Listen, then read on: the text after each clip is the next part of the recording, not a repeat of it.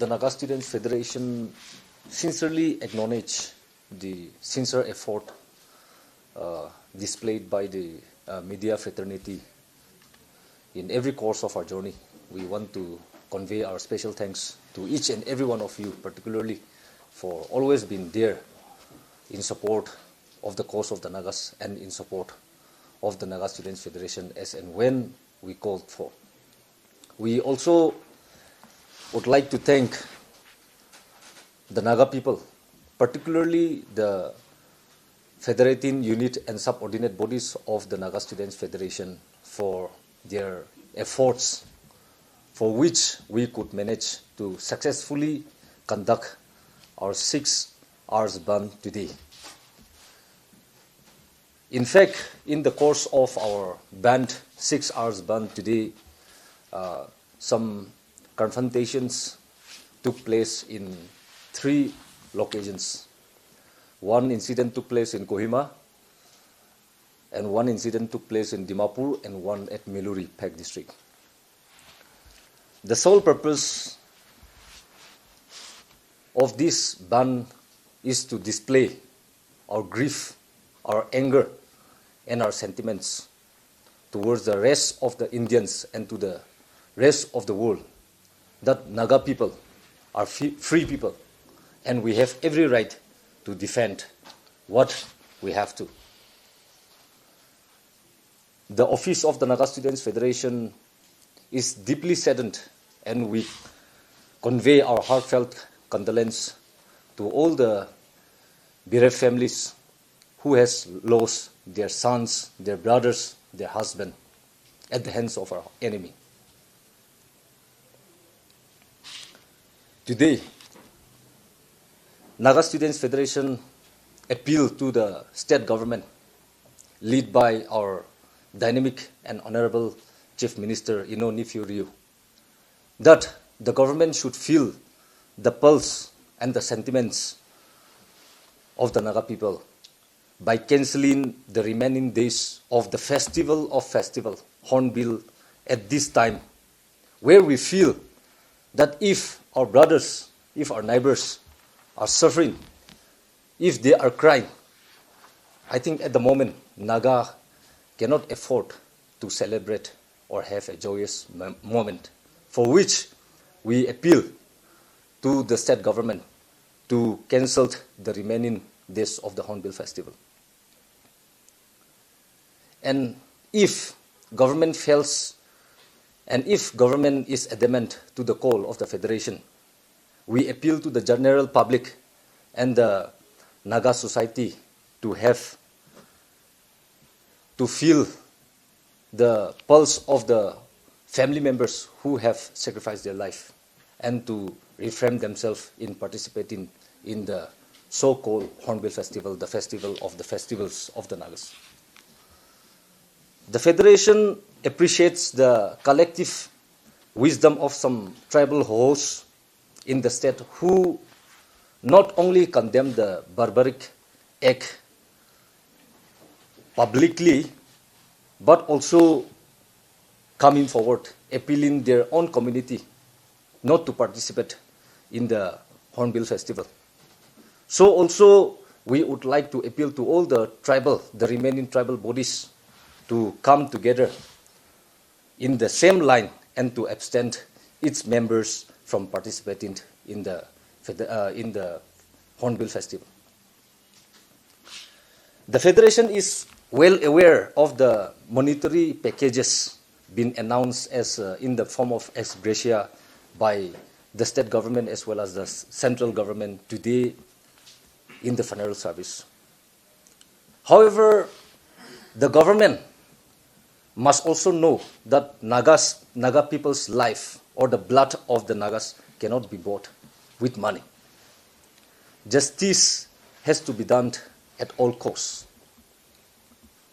This precious Naga blood shed, it cries out for justice.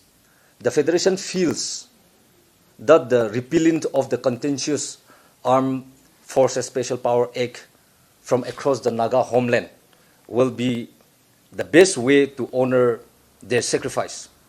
The Federation also appreciates the state government for constituting an SIT comprising of some top cops and seasoned politicians.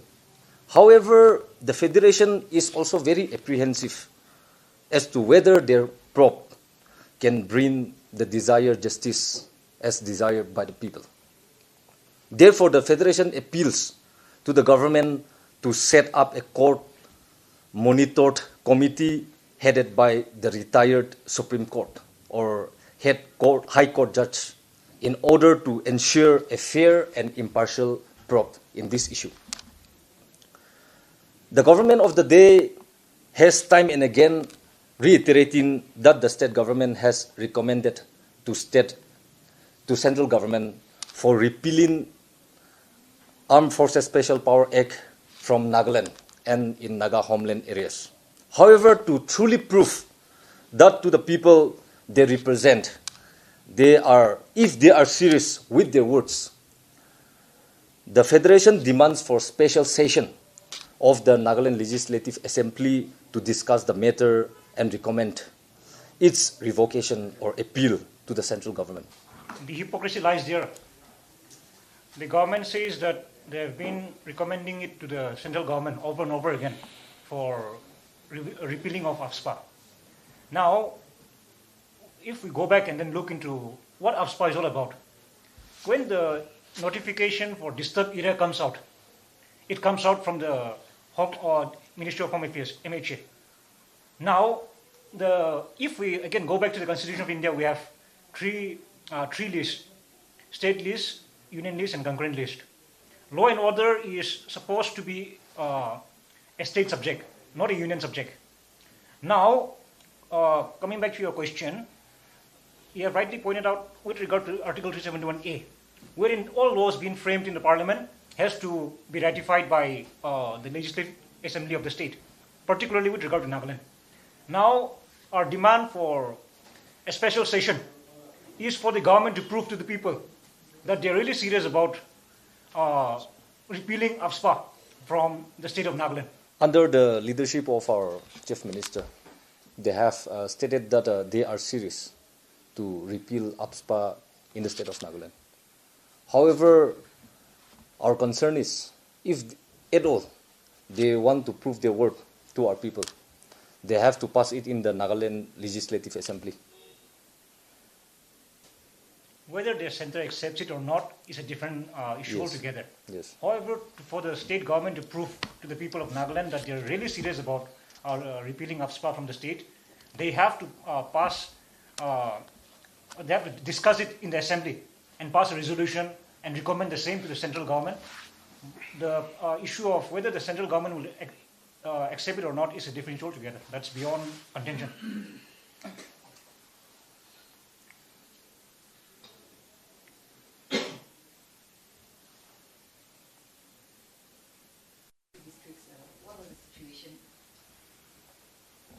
Actually, our agenda was to prove it towards the armed forces, as we have clearly stated last night. And we have placed an order towards the armed forces not to come out to the street. So when they came out, our volunteers were compelled to confront with them. And we managed to push them back, and then they turned back. But there was no casualties and everyone is safe. Do you think it was a coordinated move? Not at all. I mean, among the armed forces. I am sure that was their intention to provoke the peaceful band held. The Federation was more than clear when we came up with our praise statement that no paramilitary forces nor army personnel will be allowed any movement during the period of the band. However, as rightly pointed out, the thing was we felt and our volunteers felt that they were just trying to provoke the situation rather than going out for any official purposes. Had they been hell-bent on going for their official work, they would have gone through. However, when our volunteers confronted them and then told them to go back, all they did was stayed back and then tried to provoke us, and that which required the intervention of the NSF seniors as well as the office of NSF. We, the Naga people, we pride ourselves in glorifying our division. Yes, it has been one truly unfortunate event, wherein the fourth and fifth incidents, two separate incidents, wherein our innocent Naga civilians were indiscriminately fired upon and killed. Our office termed it as massacre. We term it as massacre. Now, with regard to the impact that it would have on the peace process, since we are not privy to the negotiating team, or we are not party to the negotiating, we're not a negotiating group, we cannot comment, as we'll just leave that question open-ended. However, the one positive thing that we see out of the very grim incidents that took place was the Naga people coming together in one voice and then venting out our resentment, our anger against the very forces that is trying to divide us further. So that is the stand that we have. We have taken it on a positive side also, while also condemning the very barbaric act that has caused so much pain and also caused so much, has hurt the sentiments of the Naga people in a huge way. But we also see a ray of hope through this incident, as I stated earlier, because we have seen Nagas cutting across borders, condemning the act. Nagas cutting across borders, coming out with their solidarity messages. Nagas cutting across borders, saying that the killing was wrong, and that and also asserting the fact that Nagas have every right to live as free people. I think we see a ray of hope somewhere there. So, but with regard to your question on the effect that it would have on the peace process, so I think it's best left answered by people who are privy to the negotiation.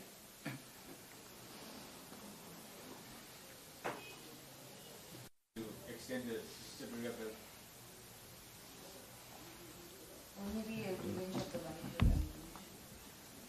The army have come up with an explanation saying that on credible intelligence input. We have pointed out in our press statement also very, very clearly that the Indian intelligence system has failed miserably, and that we don't know for sure. We cannot, since we are not them, we cannot read their minds. But we have a doubt as we have a doubt as to whether this incident was actually preempted with some motive behind it.